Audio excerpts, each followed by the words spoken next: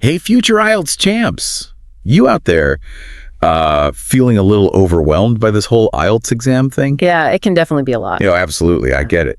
But that's why we're here. We're diving deep into 3 That's right. awesome resources to give you all the tips and tricks to ace this thing on the first try. First try is the goal. Yeah, so think of us as your personalized IELTS coaches.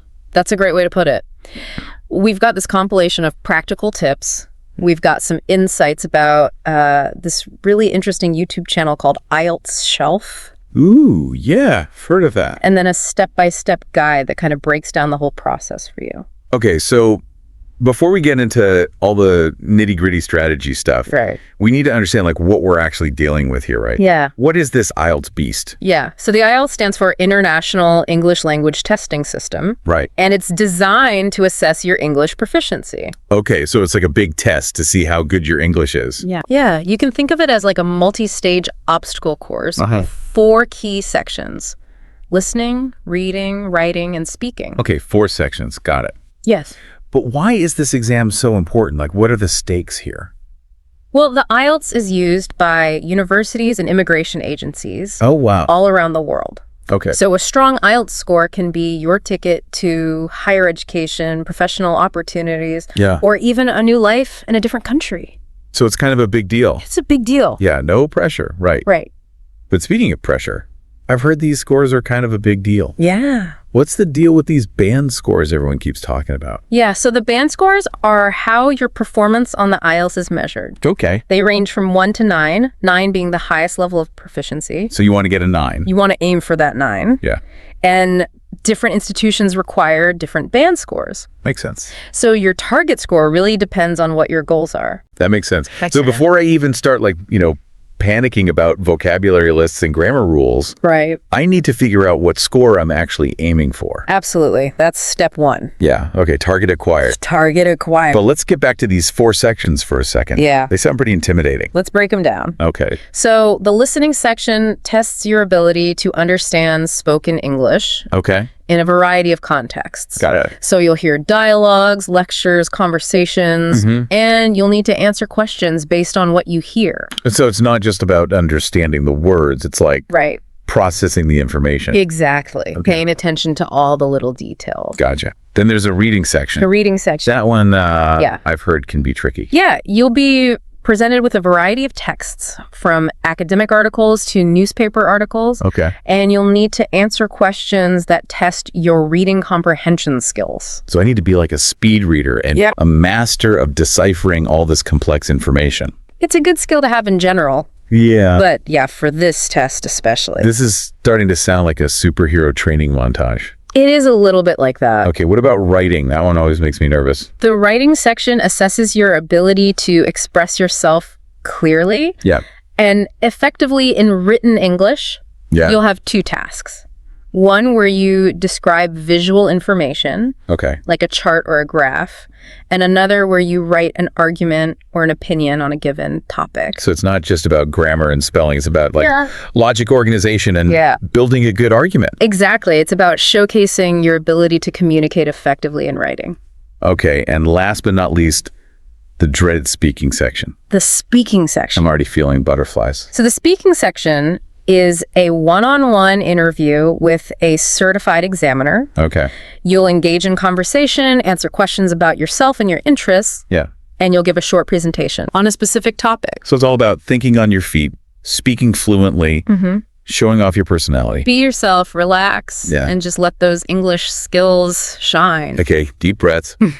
So we've got these 4 sections. We're aiming for that magic band score. Right. But where do we even begin with preparing? Well, one of our sources really emphasizes the importance of a diagnostic test.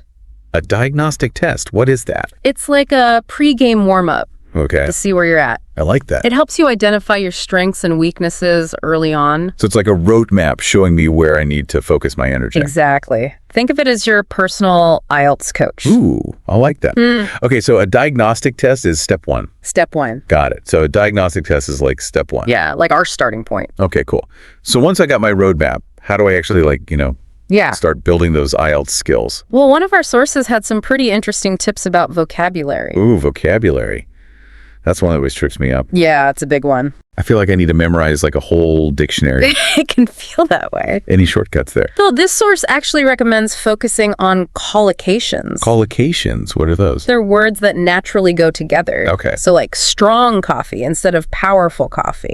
So it's not just about knowing the individual words. Right. It's about understanding. It's about how they work together. Yeah, the music of the language. Exactly. That makes it way less daunting.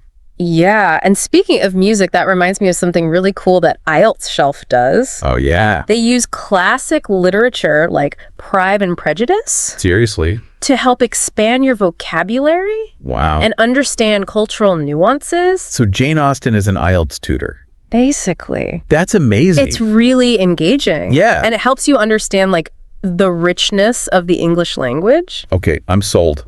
So vocabulary's covered.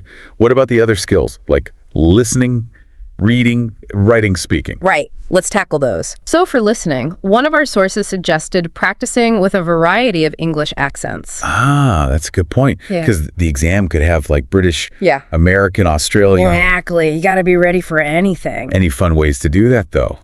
Because listening to different accents can be kind of boring. Well, IELTS Shelf actually has these great podcast discussions Oh. on everyday topics like meeting a friend for coffee or planning a trip. So it's like eavesdropping on real conversations. Exactly. But you're actually learning. Okay, that sounds way more fun. Right. What about reading? That one always feels like a race against time. Time management is key for the reading section. And one of our sources had a great tip. They recommend using a technique called previewing. Previewing. Yeah, you spend like a minute or two just skimming the text before you even look at the questions. So you get a sense of what it's about. Exactly. You're looking for headings, subheadings, visuals, anything that gives you clues about the topic. Okay, so that's like getting a bird's eye view before I start digging for treasure. Yes. I like that analogy. Okay, what about writing? Any tips for making my essay stand out? Well, one of our sources highlighted the importance of using linking words effectively. Linking words. Yeah, like however, therefore, in addition, Okay, they can really elevate your writing. so it's like adding punctuation to my thoughts. Yeah, it makes your arguments flow more smoothly. Gotcha. Linking words. Check.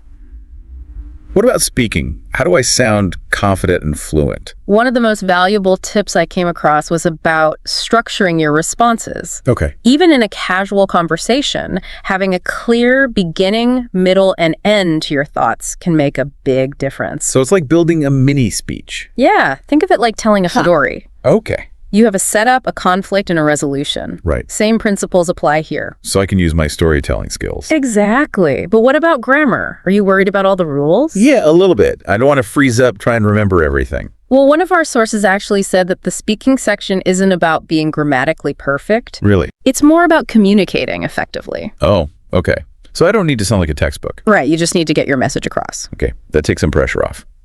So we've talked about specific skills, but what about the whole test-taking experience? Yeah. Any tips for staying calm on the big day? One source recommended creating a test day ritual.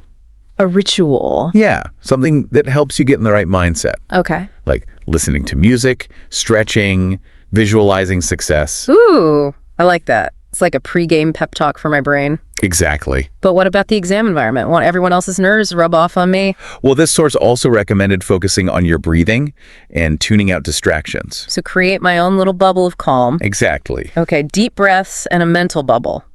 Got it. But what about when I see the actual questions? Won't I freeze up? It's important to read the instructions carefully Right. and make sure you understand what's being asked. So don't rush. Don't rush. Take your time. Be methodical. Okay, I'm starting to feel more confident. Yeah. But is there anything I can do after the exam to like maximize my chances? One source highlighted the importance of reflecting on your experience no matter the outcome. Okay. Think about what went well, what could have gone better, and what you learned. So it's not just about the score. Right. It's about the journey. Exactly. I love that. So we've got test day rituals, breathing techniques, and the importance of reflection. Any other last minute tips? One final thought, and it's the most important. Believe in yourself. You've put in the work, you've honed your skills, you're ready. Okay, I'm feeling pumped. Confidence is key. Confidence is key. You got this. All right, so we've covered like a ton of ground here. From understanding this whole IELTS exam Yeah, we really have. to prepping for each section. Absolutely. I feel way more confident than when we started. That's great to hear. But how do I bring all these tips and strategies together? It's a lot. Yeah, it can be overwhelming. It is. But one of our sources had a really good point. They said, personalize your approach. Okay. It's not a one-size-fits-all kind of test. So it's like taking all these amazing tools we've learned about and building my own custom IELTS toolkit. Precisely. Figure out what works best for you. Okay, but how do I do that without like losing my mind? Well, remember that diagnostic test we talked about? Yeah. Start there. Use those strengths and weaknesses as your guide. So if my listening is good, I can spend less time on that and more time on, say, my writing. Exactly. Prioritize your efforts where you need the most improvement. Okay, that makes sense. And don't be afraid to experiment with different study methods. Absolutely. Find what clicks for you. But let's be real, motivation can be a struggle. It definitely can be. Any tips for like staying on track when it gets tough? One source recommended setting realistic goals and celebrating your progress along the way. Okay. Don't try to do everything at once. Right. Break it down into smaller chunks. Manageable steps. Exactly. And reward yourself for each milestone. So it's like train for a marathon? Exactly. You wouldn't try to run 26 miles on day one. Definitely not. And don't forget about the power of community. Ooh, yeah. Surround yourself with supportive people. Yeah. Study buddies, tutors, online forums. People who get it. Exactly. They can make a huge difference. For sure.